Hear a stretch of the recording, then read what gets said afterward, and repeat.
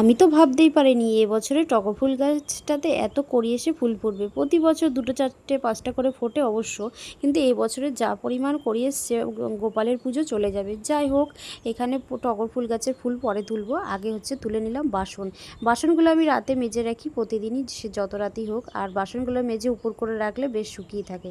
বাসন তোলার পর এখানে গ্যাসে গরম জলও বসিয়ে দিয়েছিলাম, গরম জলটা আমার হয়ে গেছে। ফ্লাক্স নিলাম, ফ্লাক্সে গরম জলটা আমি ভরে রাখবো, এটা রোজই ফ্লাক্সে গরম জল রাখা হয়।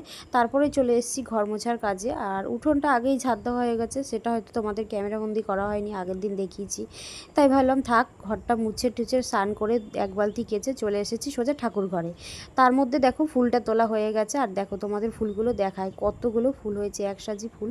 আর ফুলগুলোর সাইজ কত বড়। আর যে এই করবিটা দেখালাম, এটাও কিন্তু করবি গাছটাও কিনে এনেছিলাম আমি, তাই টবে বনিয়েছি। অল্প কিছু ফুল ফোটে, আর করবি ফুলটা দেখতে কিন্তু একদমই সেই গোলাপ ফুলের মতো লাগছে, মিনি গোলাপের মতো। যাই হোক, এখন গোপুসোনাকে ডেকে আমি তুলে নিলাম।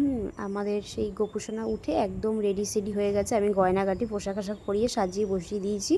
তারপরে একটা সুন্দর করে ওই ফুল দিয়ে মালা গেঁথে নিলাম।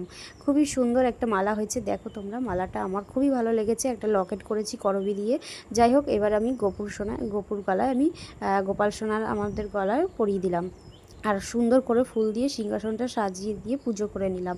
যাই হোক, একবার সকালের পুজো হয়ে গেছে, আর একবারও হবে, যেহেতু গোপাল সোনাকে 3বার 4বার সেবা দেওয়া হয়। তার জন্য এখানে আমি স্নান করার পর প্রতিদিনই তুলসী মণ্ডপে জল দিই। তার জন্য তুলসী গাছে জল ফুল দিয়ে ধূপবাতি দেখিয়ে চলে আসলাম সোজাসুজি কাপড়গুলো মেলতে। তোমাদের বললাম আমি জামা কাপড় কেচে চান করেছি, তাই প্রতিদিনই এরকম আমার 1-2 বালতি জামা কাপড় হয়। আর প্রতিদিন হয়তো ক্যামেরাবন্দি করা হয় না, তাই আজকে দেখালাম। দেখো, এখানে জামা কাপড়গুলো আজকে ব্যালকনিতেই মেলবো, যেহেতু আমি ছাদে এখন আর যাই না, প্রচণ্ড পরিমাণে রোদের টেম্পার বেড়ে গেছে। এখন ব্যালকনিতে মেললেই কিন্তু শুকিয়ে যায়, এখন আর ছাদে দেওয়ার প্রয়োজন হয় না। পুরো এখন গরমকালটাই আমি এই ব্যালকনিতে মেলে যাব। আর 2-3 ঘন্টার মধ্যেই জামা কাপড়গুলো বেশ শুকিয়ে যাবে।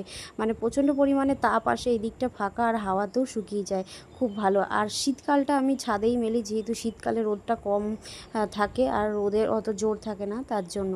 যাই হোক, বলতে বলতে কিন্তু আমার সমস্ত জামা কাপড়ই প্রায় মেলা হয়ে গেলো। এখানে অনেক কটা জামা কাপড়ই ছিল, মানে এক বালতিতে ধরছিল না যা জামা কাপড় কেচেছি আজকে। ফাইনালি আমার জামা কাপড় মেলা রেডি। এবার চলে গেলাম আমি রান্নাঘরে সোজাসুজি, যেহেতু মেয়ে স্কুল যাবে। সকালে ডাল ভাত নামিয়ে মেয়েকে খাইয়ে স্কুল পাঠিয়ে দিয়েছি।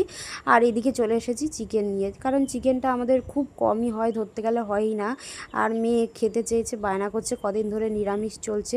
শনিবার, তারপরে একাদশী, দ্বাদশী, সোমবার গেল। তার জন্য ভাবলাম চিকেনটা আজকে খুব ভালো করে রান্না করব। আর এখানে জিরেটা আমি দেখো পাটাতেই বাটবো, যেহেতু পাটাতে বাটলে কত সুন্দর মিহি হয়।